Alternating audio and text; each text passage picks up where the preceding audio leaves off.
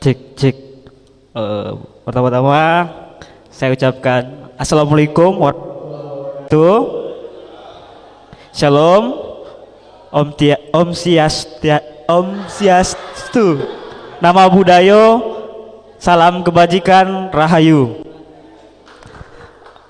Pertama-tama saya ucapkan terima kasih kepada teman-teman dari Gus Durian yang telah mengundang saya di acara Haul Gus Dur ke-15 dengan tema menegakkan kesetaraan untuk kemanusiaan.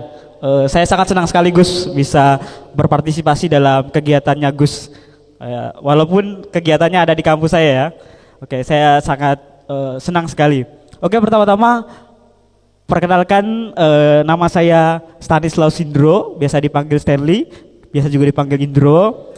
Saya aslinya orang Timur. Saya orang Timur dan saya Katolik garis keras. Ya, saya Katolik garis keras.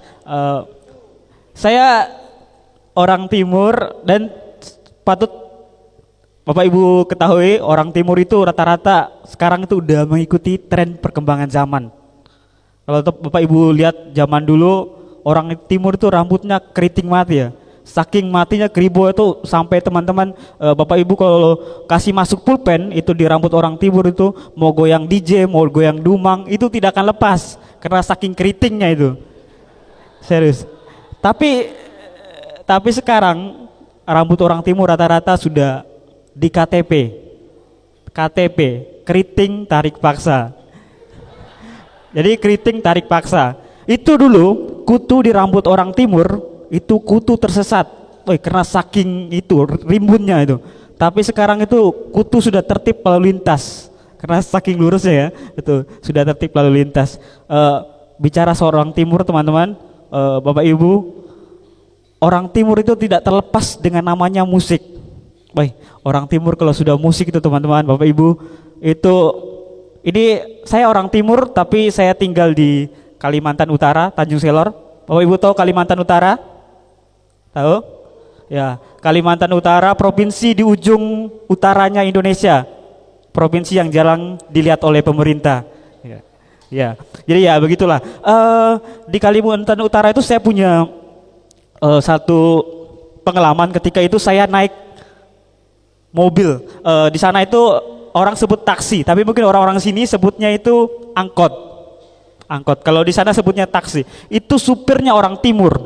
Itu suara musiknya di dalam mobil itu saking besar suara musik itu volumenya itu sampai telinga ini tidak tahu lagi dia telinga. Saking besarnya itu.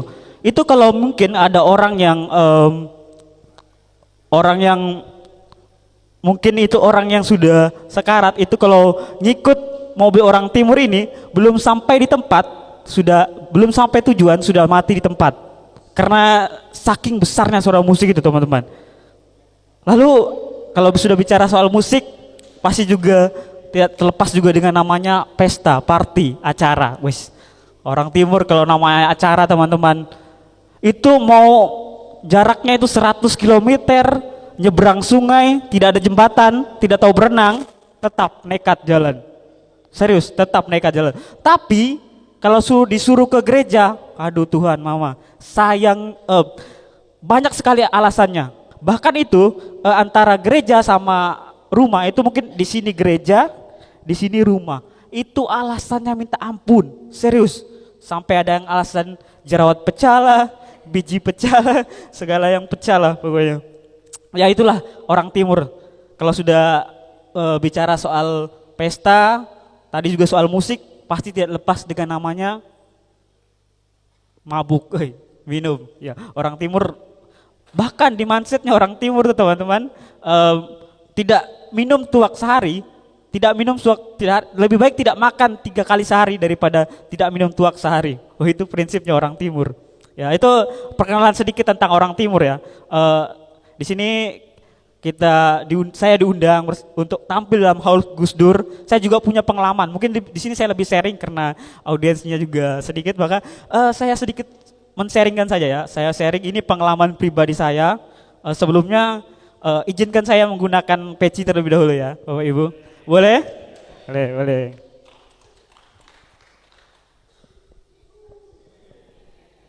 Udah cocok? Gus, cocok? Oh, ya. Kayak Naidilin ya. Oke, jadi pengalaman saya dulu sebelum masuk kuliah di kampus ini teman-teman, Bapak Ibu sekalian, saya dulu pernah berkuliah di salah satu kampus di Yogyakarta, itu di Sanata Dharma. Lalu saya berhenti, pulang, lalu saya bekerja. Saya bekerja, lalu saya kuliah lagi di sini. Dan ketika saya bekerja itu saya pernah bekerja di toko. Pertama saya bekerja di supermarket, lalu kemudian saya pernah juga bekerja di toko alat Muslim, jadi toko-toko pakaian Muslim. Dan bayangkan, saya adalah Katolik garis keras, saya adalah seorang Katolik garis keras, yang mungkin kalau Bapak Ibu belah saya punya dahi ini mungkin ada salib di sini nih. Iya, kalau mungkin dibelah ini mungkin ada salib di sini. Tapi saya bekerja di toko pakaian Muslim. Udah di situ tuh itu ada saya guncangan batin lah ya, semacam guncangan batin seperti itu. Ketika saya melihat, bayangkan toko Muslim, toko pakaian Muslim, tapi yang disambut pria menggunakan salib yang menyambut datang para tamu-tamu. Ketika mereka datang, saya sambut dengan ramah kepada mereka, dan akhirnya jatuhnya saya tuh terbawa. Saya ketika melihat kopiah, saya melihat sajadah, wah lama-lama kok adem, kayak ada sesuatu gitu, kayak rasa nyaman gitu.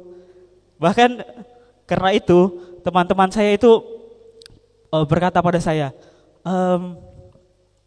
kamu Katolik tapi kamu kok mau bekerja di toko Muslim? Dan kamu ketika menggunakan peci, kamu tuh terlihat adem, ayem gitu kata mereka. Lalu saya bilang, kamu cocok menggunakan kopiah katanya. Lalu dari situ saya bilang, ya ini kopiah memang membuat saya adem, tenang. Ya walaupun kopiah itu membuat saya adem, tenang, tapi tetap kopiah di kepala saya, tapi salib tetap di hati saya. Ya itu pengalaman saya ya di toko pakaian dari barang-barang Muslim. Dan ketika berada di toko itu juga teman-teman, saya itu merasa bahwa inilah bentuk toleransi, inilah bentuk bagaimana ketika saya hadir di toko itu bukan hanya sekedar karena sesuatu, tapi itu karena uang, ya. Itu semua itu karena uang. Seandainya tidak ada uang, itu saya tidak akan hadir di mungkin ya di dalam toko itu. Tapi karena tuntutan uang, mungkin akhirnya saya hadir di toko itu. Dan mungkin juga karena saya rasa babi masih enak. Kalau babi tidak enak, mungkin saya sudah login. Iya, sumpah Bapak Ibu, babi itu enak sekali. Babi itu kalau mau diolah apapun itu enak, tapi yang tidak enak tuh digoreng dalam isu politik dan sara. Ya, ngomong soal Gus Dur ya, Gus Durian. Gus Dur. Saya tuh ngerasa bahwa saya mengenal Gus Dur itu dari salah satu podcast. Saya pernah mengenal Gus Dur itu dari salah satu podcast. Jadi di podcast itu Gus Dur ditanya, Gus, kira-kira klub sepak bola apa yang paling baik? Lalu dia bilang, kalau dulu sih Liverpool, kalau sekarang Manchester United. Karena saya juga fans Manchester United, akhirnya saya juga fans sama Gus Dur. Ya, karena katanya Gus Dur bahwa Manchester United itu klub terbaik ya. Selain itu ya, saya juga terinspirasi dari Gus Dur tuh karena mungkin Bapak Ibu tahu kasus Irian Barat. Ketika ada bendera yang mungkin sekarang disebut OPM ya, KKB, dulu tuh bendera bintang Kejora ya. Nah itu sempat sempat gencar juga ya. Tapi ketika sosok Gus Dur hadir di sana, itu membawa kedamaian bagi mereka, bagi orang-orang yang ada di Papua. Walaupun saya orang NTT, tapi ya masih satu ras ya, ras Melanesia. Saya melihat bahwa Gus Dur hadir membawa satu poin, yaitu tentang kedamaian. Jadi dengan tema menegakkan kesetaraan untuk kemanusiaan ini sesuai dengan apa yang telah dilakukan Gus Dur. Sosok Gus Dur memang benar-benar juga menginspirasi bagi kami orang-orang Timur dan juga orang-orang Katolik seperti saya. Saya sangat terinspirasi sama Gus Dur, dan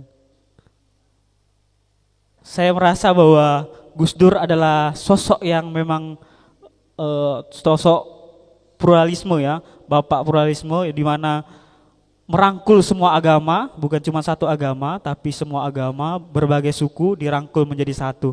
Ini merupakan sesuatu yang perlu kita gali dari Gus Dur.